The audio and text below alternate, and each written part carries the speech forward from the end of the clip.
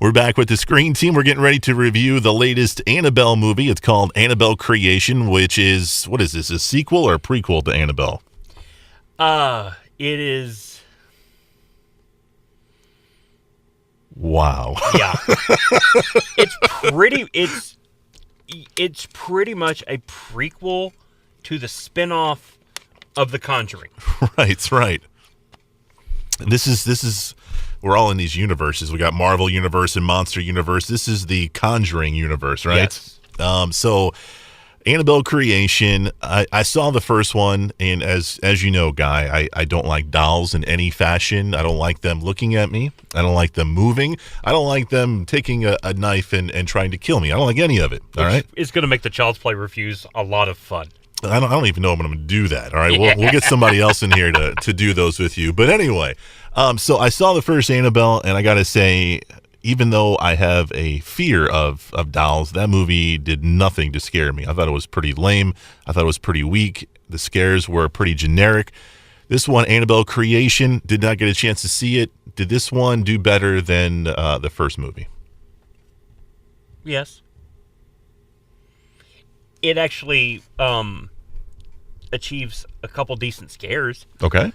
I've always found the Annabelle movies odd for one reason only. Why's that? That is not what the doll looks like. What does it look like? It's a Raggedy Ann doll. A Raggedy Ann doll? Are you serious? The actual Annabelle in their museum is a Raggedy Ann doll. So is it more of a licensing thing, or is it just because that doesn't look as scary as the doll that they have? It doesn't look as scary. Yeah. Because it's not so much a licensing thing, because at the end of this one, the spirit of Annabelle, who has infested the girl and gotten out of this doll, is given a Raggedy Ann doll, and it's an actual Raggedy Ann doll. Oh, okay. Well, so it's a nice homage to the actual origin. There you go. But no, that creepy doll is not what it looks like.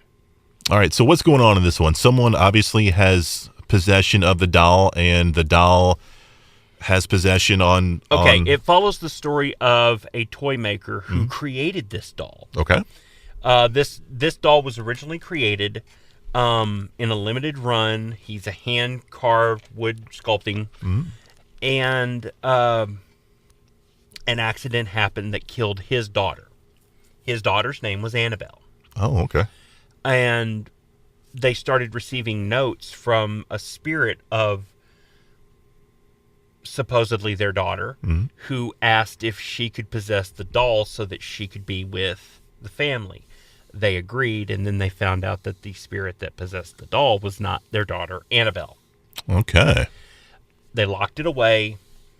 12 years pass, and the parents decide to open up their home for a Catholic orphanage. Okay.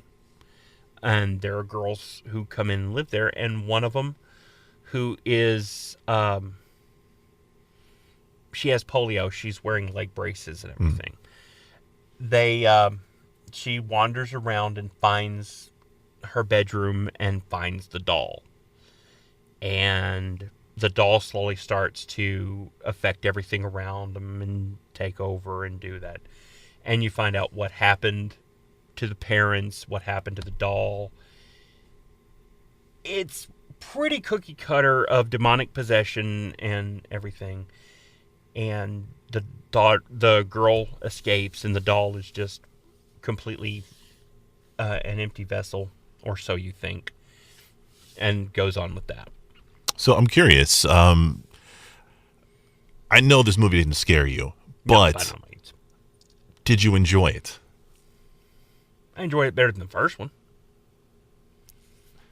Was it? It's what I'm trying to find out here is it worth someone's time to go see this film? Yeah. Yes. Especially if you're in the horror. If you're in the horror, you're into suspense movies, you're into possession movies. It's a pretty by the numbers story. However,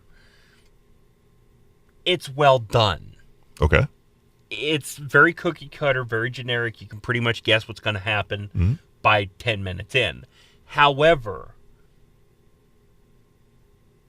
even by the numbers, if the execution is really good, it can be forgiven. The execution isn't really good, but the execution is good. Okay. It's competent and it's able to be seen. Would I say that, this, is going to be one of the pinnacle of the killer doll genre? Yeah. By no means. So I can handle it then, is what you're saying? Yes. Okay, good. Good. Yes. Even you could handle it, you couldn't. That's the whole reason behind this review, is to see if I can handle Annabelle creation. Guy, I'm curious. So we've got the Conjuring universe. We've got the first 2 Conjuring movies. We've got the 2 Annabelle movies. They're going to be doing a Nun spinoff. And I'm guessing maybe a Conjuring 3. Are you down with the Conjuring cinematic universe? I'll give them a shot. Thanks to Marvel and DC, everybody needs a cinematic universe now. Right.